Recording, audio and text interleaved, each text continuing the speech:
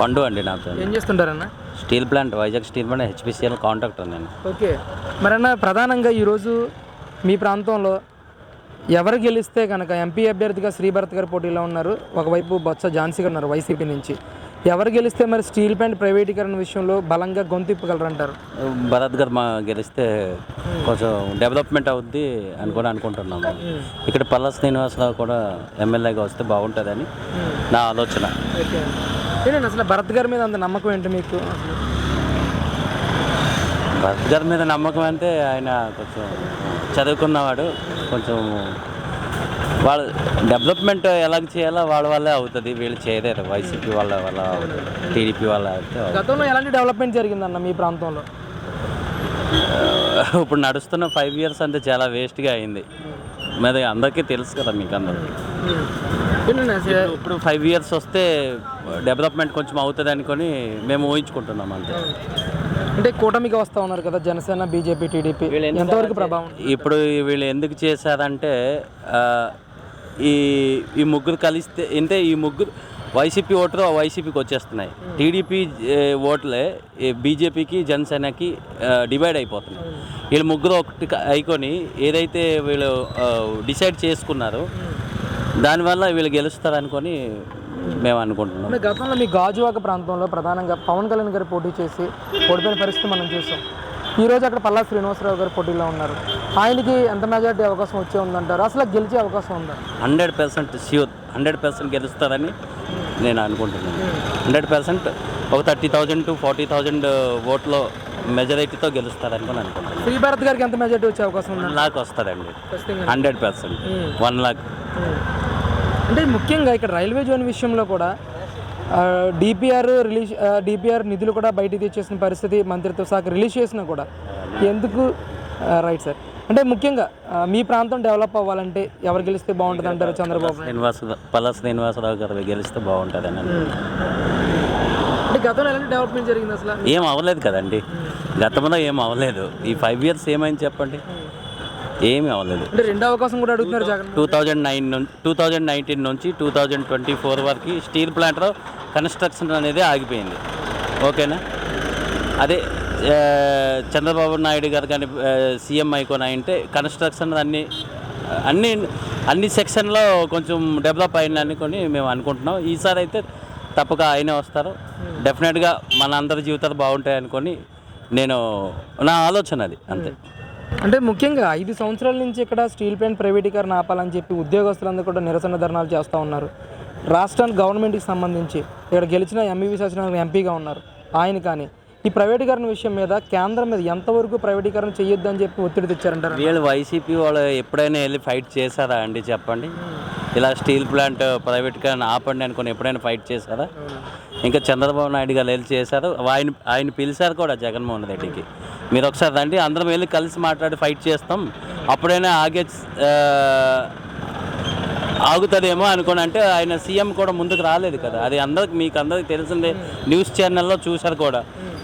చంద్రబాబు నాయుడు ఒక ప్రతిపక్ష పార్టీ, ఆయన జగన్మోహన్ రెడ్డి గారికి పిలిచారు, రండి కేంద్రంతో వెళ్ళి ఫైట్ చేస్తామంటే ఆ రోజు ఆయన రాలేదు కదా. ఇది అందరికీ తెలిసిన విషయమే అంతే. ఇంకేమంటారు? స్టేట్ వైడ్ ఎలా ఉంటుంది అంటారన్న పోటీ ఈసారి? ఒక 30-40 సీట్ మెజారిటీతో చంద్రబాబు నాయుడు సీఎం అవుతారనుకొని అనుకుంటున్నాం సార్. అంతే, 100% జరుగుతుంది. గారు నమస్తే, మీ పేరు? చిన్నరావు. ఏం చేస్తుంటారు అన్న? నేషనల్ పని, స్కూల్ పని. ఏ ఏరియా అన్న మీది? గోపాలపట్నం. ఏంటి ఎలా ఉంటుంది ఇక్కడ పరిస్థితి ఏంటి అసలు? ఎలక్షన్ 30 రోజులైనా ఉంది కదా. అలాగే కూలీలు ఆడలేదు, పనులు ఆడలేదు, పనులకు ఇబ్బంది ఉంది. చాలా ఇబ్బందులు పడతారు కూలీలు అందరూ. అంటే ఎలాంటి సమస్యలు ఎదుర్కొన్నారు ఈరోజు? ఏ సమస్య మా కోసం ఎవరు పట్టించుకోవట్లేదు. కూలీల కోసం అంతా ఆళ్ళు చూసుకుంటాం, కూలీల కోసం పట్టించుకోవట్లేదు. ఇసుకలు లేక పనులు లేక పోవట్లేక ఆపేస్తుంది. ఇక పనులు లేక ఊరికి కూకొని అడుక్కుంటారు పనులకి తప్పకపోయి. అలా లభ్యమవుతుంది కదా, దొరకపోవడం ఏంటి? ఇసుక వస్తుంది, ఇసుక రానట్లేదు సరిగా. పనులు ఆడినట్లేదు, పనులు చిన్నట్లేదు. దేవస్థానం అంటారు, అదే అంటారు, ఇది అంటారు, అన్నీ ఆపేస్తాడు పనులు. ఎక్కబడి ఆపేస్తాడు పనులు, ఆపేసుకుని పనులు ఫాస్ట్ కావట్లేదు. గతంలో ఎలా ఉండేది పరిస్థితి? తొలి బాగానే ఉండేది, అంతకుముందు బాగానే ఉండేది. అంతా అసలు అయిపోయి కూలకి ఇబ్బంది అయిపోయింది. ఉన్నోళ్ళు పింఛన్ ఇస్తారు, లేదు పింఛన్ ఇవ్వట్లేదు, కూలీకి ఇవ్వట్లేదు. ఉన్నోళ్ళు ఉద్యోగస్తులకు ఇస్తాను తిరిగి. అది గుర్తుపరిచిన వాళ్ళకి ఇస్తాను, ఇంట్లో కూకున్న వాళ్ళకి. కూలి వచ్చేవాళ్ళకి ఇవ్వట్లేదు. వాళ్ళు పింఛన్ రేటు వాళ్ళకి ఇవేటి ఇస్తారు. ఉండే లేడానికి అసలు చూడవే పడించుకోవట్లేదు వాళ్ళు. వాళ్ళకి కూడా పరిస్థితులు. ఇసుక రేట్లు ఎట్లా ఉండేవి గతంలో, ఇప్పుడు ఏంటి పరిస్థితి అసలు? ఇసుక రేటు అప్పుడు ఎక్కువ, తక్కువ. అప్పుడు తక్కువ ఉండేది, ఇప్పుడు ఎక్కువ ఉంది. ఇసుక రేట్ ఎక్కువ, అప్పుడు తక్కువ ఉండేది. లోడు 6,000కి 3,000కి 4,000కి వచ్చింది. అలాంటిది ఇప్పుడు 10,000, 11,000, 20,000, 40,000 అయిపోతుంది. ఇంకొకరికి ఉంది ఇసుక. కొన్ని పరిస్థితి ఎట్లేదు. ఇంకెలాగే మరి కూలీలు చూడడం, అలా సినిమా చూడడం, కూలల్లో పక్కడికి వెళ్ళడం, రావడం, ఇంటికి పనికి ఇంటికి వెళ్ళిపోవడం, అంతే పరిస్థితి. ఎవరు గెలిస్తే బాగుంటుంది అంటారు ఈసారి? ఈసారి ఇంకెవరికి వెళ్తే మరి ఎవరు ఉద్దేశించండి మనకి. చంద్రబాబు నాయుడు గెలాలి, గెలిస్తే అంతేగాని ఉద్దేశించిన వాళ్ళు లేడు. ఈ జగన్ గడు ఏంటంటే మందు లైన్ పెట్టాడు, మందుకు లైన్ పెట్టాడు. ఈ సినిమాల్లో మందు పెట్టాడు. ఇక గంటగా మందు అమ్ముతున్నాడు ఎదవా. ఏరియా త్వరగా పరిస్థితులు. క్వాలిటీ మద్యం ఉందా బాబాయ్? మద్యం నాసిరకం మద్యమా, క్వాలిటీ మద్యమా ఈరోజు? ఏంటి మందు ఇప్పుడు బాగోలేదు బాబు, చచ్చిపోతున్నారు మన జనం. మీకు అలవాటు ఉందా? అప్పుడు బాగుండేది మందు. మీకు అలవాటు ఉందా మందు? అలవాటు ఉంది. ఎలా ఉంది అసలు మందు ఈరోజు? ఎలా ఉంది? 130, 150 మేస్తారు. ఇలాగే దొంగతనం అమ్ముతారు పోలీసులు. అమ్ముకు జగను లైన్ కాయను అంటే లేదని నువ్వు ఉండికాయను అంటే అవి నువ్వు లేవేస్తాడు. ఇంకంతే కూలి ఏమైపోలా. పెద్ద కాయ తాగలేదు వెళ్ళి, పెద్ద కాస్ట్లే మనం తాగలేం కదా. మన పెద్ద కలగ వచ్చింది లాస్ట్కి. ఏంటి బాబాయ్ మరి మీ విశాఖపట్నం పార్లమెంట్ పరిధిలో అంటే ఎంపీగా శ్రీభరత్ గారు పోటీ చేస్తున్నారు టీడీపీ నుంచి, వైసీపీ నుంచి ఏమో బొత్స ఝాన్సీ గారు, బొత్స సత్యనారాయణ వాళ్ళ ఆవిడ. ఎవరు గెలిచే అవకాశం ఉందంటారు ఇక్కడ? తెలుగుదేశం గెలిచే అవసరం ఉంటుంది. తెలుగుదేశం గెలిచే అవసరం. భరత్ గారు గెలుస్తారు అయితే? గెలుస్తారు. అది వస్తే కదా ఏమో చెప్పలేం. ఎలాగొంత అంతకుముందు కూలి బాగా అయ్యి, పళ్ళు బాగా అయ్యి, ఇప్పుడు పళ్ళు సరిగా ఆడడం లేదు. చంద్రబాబు గారు గెలిస్తేనే బాగుంటుంది అంటారు. అప్పుడు కూలి ఎక్కడ కూడా ఆడి పళ్ళు, ఏదో పక్క ఆడి పళ్ళు. ఇప్పుడు ఆ పళ్ళు కూడా లేవు, తొగడేసాడు. కూలీలకి ఎవరికి సూరు ఎడుతున్నాడు. రైట్ అన్న, నమస్తే అన్న. మీ పేరు? నా పేరు బుద్ధిరెడ్డి అప్పారావు. ఏ ఏరియా అన్న మీది? శీలానగర్. శీలానగర్. ఏంటండి ఇక్కడ మీ పార్లమెంటు అభ్యర్థిగా విశాఖపట్నానికి సంబంధించి శ్రీభరత్ గారు నుంచి ఉన్నారు కూటమి అభ్యర్థిగా, వైసీపీ నుంచి ఝాన్సీ గారు నిలబడ్డారు. అసలు ఎవరికి గెలుపు అవకాశం ఉంటుందంటారు? శ్రీభరత్ గారికి ప్రతి ఒక్కరికి తెలుసు, యూత్ నుంచి అందరినీ. ఝాన్సీ అనే ఆవిడ, బొత్స ఝాన్సీ, విజయనగరం జిల్లా. ఆవిడ ఎంపీ కూడా చేసింది. ఎంపీ చేసినప్పుడు ఎవరికి కూడా ఒక్క మంచి పని అంటూ ఏమీ చేయలేదు ఆవిడ. ఓన్లీ ఎంపీగా మాత్రమే ఉంది, అంతే తప్ప. కానీ ఝాన్సీ అనే ఒక పేరు మాత్రమే తెలుసు, కానీ ఆ ఎంపీ అని ఎవరికి తెలియదు. అది శ్రీభరత్ అంటే, శ్రీభరత్ ఒక మంచి విద్యావేత్త, ఒక కాలేజీ మెయింటెనెన్స్ చేస్తున్న ఒక వ్యక్తి. ఆయన బాలకృష్ణ అల్లుడు, మంచి ఇమేజ్ ఉన్న వ్యక్తి. ఈరోజు యూత్లో ఫాలోవర్. అటువంటి వ్యక్తికి వేయాలా, లేకపోతే ఈవిడ ఎప్పుడు కూర్చొని తెలియదు, వెళ్ళిపోయి అప్పుడు గత ఎంపీగా మా విజయనగరం ప్రజలు కల్పిస్తే వెళ్ళిపోయి క్లబ్లో కూర్చొని ప్యాకెట్ ఆడుకుండేది. ఇంకా అటువంటి దాన్ని చేసే బదులు, అటువంటి ఆవిడని చేసే బదులు ఇటువంటి యూత్ ఫాలో ఉన్న ఒక వ్యక్తిని చేస్తే ఈరోజు రాజకీయాల్లో ఒక మంచి ఇమేజ్ వస్తుంది. యూత్ కూడా ముందుకెళ్ళి పనిచేయగలుగుతారు.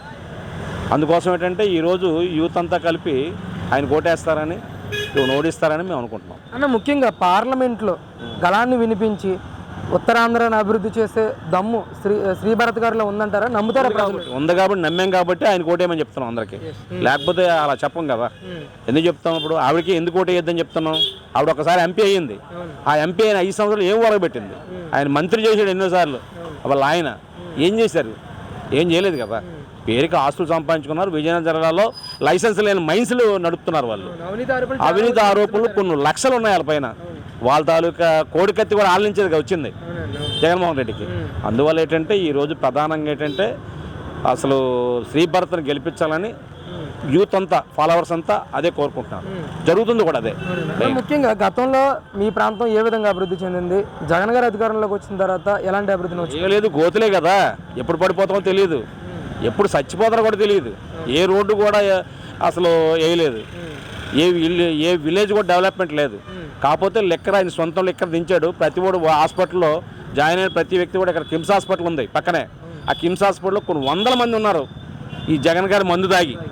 అందువల్ల ఏంటంటే ప్రతి అనారోగ్యానికి గురవడానికి మందు దించుతున్నారు తప్ప. కానీ ఆ రోజుల్లో కంప్లైంట్స్ ఉండే కాదు, ఈ రోజున 100 కంప్లైంట్స్ వస్తున్నాయి. ప్రతి హాస్పిటల్లో బాబు ఏడైందంటే అమ్మ మందు తాగానమ్మా అంటే, ఎందుకు ఎక్కడ తాగామంటే పలానా షాప్లో తాగామంట. గవర్నమెంట్ షాపులు పెట్టి ఓన్ షాపులుగా, సొంత షాపులు లాగా నడుపుకున్నారు. మొన్న జనాలు విమర్శిస్తున్నారు కాబట్టి ఫోన్పేలు అయి పెట్టేసి ఇచ్చేస్తున్నారు. మీ నియోజకవర్గంలో పోటీ ఎలా ఉంటుందన్న? మా నియోజకవర్గంలో పోటీ అంటే ఇంకా మా నియోజకవర్గంలో వన్ వే, కోడిగుడ్లని చెదగొడిశారు. కోడిగుడ్లు లేవు ఇంకా, కనుక పల్లా శ్రీనివాసరావు గారు గెలుస్తారు. ఎందుకంటే ఎలయన్స్ కూడా ఉంది, జనసేనకి గాజువాక ఫుల్ అడ్డా, అందుకని జనసేన ఫుల్ సపోర్ట్ తోటి పల్లా శ్రీనివాసరావు గారు గెలుస్తున్నారు. ఓవరాల్గా పోటీ ఎలా ఉంటుందంటారు స్టేట్ వైడ్? ఎవరు గెలిచారు? ఇంకా 0% వైఎస్ఆర్సీపీ. ఇక్కడ వాళ్ళు ఏం చేశారని ఇప్పుడు వాళ్ళ కోసం చెప్తారు చెప్పండి? వాళ్ళ కోసం చెప్పడానికి ఏముందా? ఏం లేదు. ఇంకా ఎన్డీకి ఎన్ని స్థానాలు వస్తాయంటారు? ఎన్డీ కంటే మ్యాక్సిమం 150 దాటి వస్తాయి. 150 ఉన్నాయంటే డబ్బులు పెడితే వాళ్ళు గెలుస్తారు, వాళ్ళు పెట్టకపోతే అవి కూడా ఉండవు, మొత్తం నిల్లు వాళ్ళు 0%. ఓకే.